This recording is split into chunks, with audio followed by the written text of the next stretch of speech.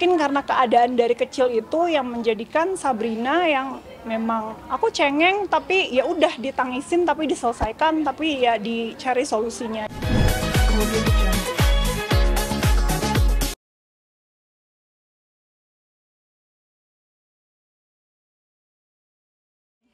Nah, mungkin sampai di titik ini sampai masih kuliah S3 juga Iya. mungkin boleh cerita sedikit seperti apa mungkin cita duka dan perjuangannya hingga di titik ini. Ya sebenarnya sama aja ya kayak perempuan pada umumnya, pasti ya kayak tadi juga dijelaskan di talk show-nya.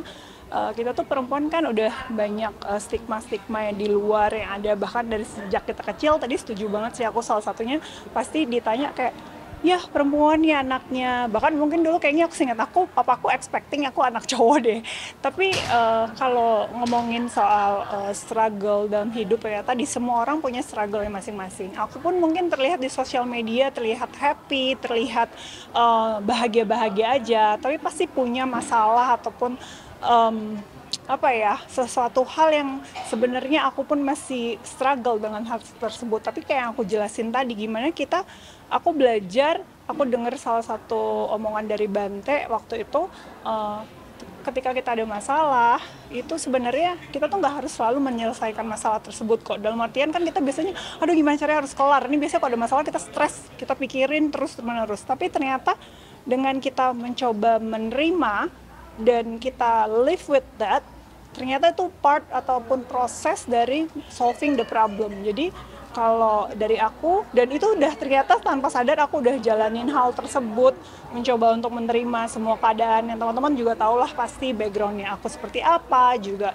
menikah juga dengan pasangan yang bukan dari Mas Dedi kan udah pernah menikah sebelumnya gitu. Jadi udah memang masalah di hidupku itu sebenarnya banyak, tapi ya gimana caranya aku ya untuk mencoba menjadikan masalah tersebut itu untuk ya belajar, untuk lebih tumbuh, lebih berkembang gitu sih.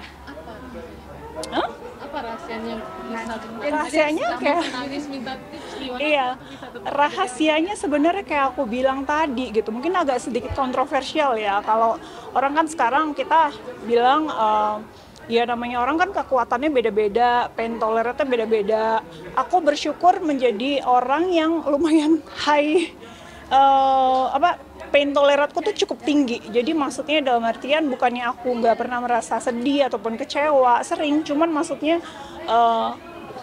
mungkin karena keadaan dari kecil itu yang menjadikan Sabrina yang memang aku cengeng tapi ya udah ditangisin tapi diselesaikan tapi ya dicari solusinya gitu. Jadi sebenarnya karena nggak ada pilihan lain sih, itu sih sebenarnya. sekarang juga S3 mungkin kenapa terus mengejar pendidikan Kalau pendidikan kebetulan memang aku tuh nggak tahu, dari dulu merasa ketika aku sekolah, kita tuh sekolah itu bukan cuman untuk dapat gelar, bukan cuman untuk bisa kerja. Biasanya kan untuk ngelamar kerja biar gaji gede. Sebenarnya bukan poin itu sekolah, tapi kita tuh ketemu manusia baru, orang baru. Kita bisa melihat bagaimana orang punya pemikiran yang berbeda-beda. Apalagi kan kalau kuliah itu ada diskusi, ada kerja kelompok. Di situ banyak belajar hal yang di luar dari keilmuan aja sebenarnya. Teamwork itu belajar dari kerja kelompok kan sebenarnya. Tapi poin kenapa aku sampai sekolah S3, karena yang aku lihat di Indonesia ya khususnya, itu rata-rata dosen itu kebanyakan dari akademisi aja. Ada yang praktisi juga. Tapi kebanyakan itu dosen adalah akademisi aja.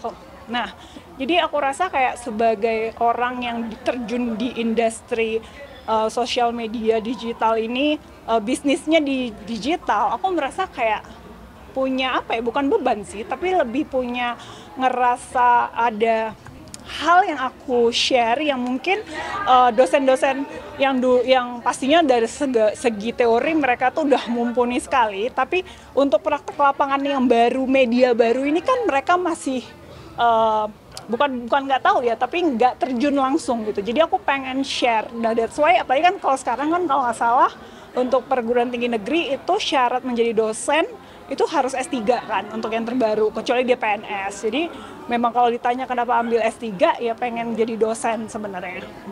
Dosen apa nggak?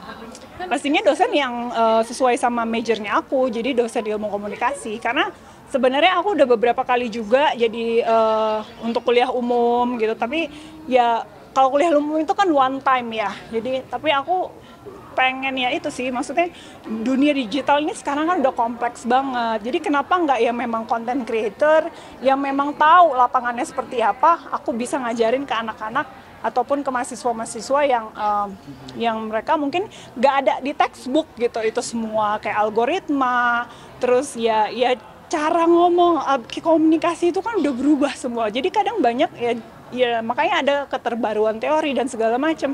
Itu kan karena adanya perubahan zaman gitu. satu kampus sama Aska juga ya kan? Iya, satu kampus. Kita satu alma mater, satu angkatan berarti karena masuknya bareng. Hopefully lulus. Sebenarnya harusnya lulus bisa aku duluan, tapi kayaknya barengan aja biar lebih hemat ya wisudanya. Gitu, satu kampus. Enggak sih, nggak bareng karena Aska itu di Depok, aku di Salemba. Kalau untuk pasal sarjana S2 maupun S3 komunikasi itu di Salemba. Jadi enakan dia sebenarnya. Dia di Depok lebih deket. Kalau tukar pikiran mungkin karena majornya dia itu psikologi, jadi mungkin dia lebih ke papanya. Tapi kalau misalnya soal jadwal, emang kita UTS kapan? Itu dia baru nanya aku, karena kan sama tuh jadwal UTS, UAS gitu. Kayak dia bilang baru kuliah, tadi dia baru bilang, bukannya kuliah kita baru 1 bulan ya? Enggak, aku bilang udah mau UAS gitu sih. Rasanya satu kampus sama anak sendiri gimana? Anak sambung ya. Ingat loh, ntar protes.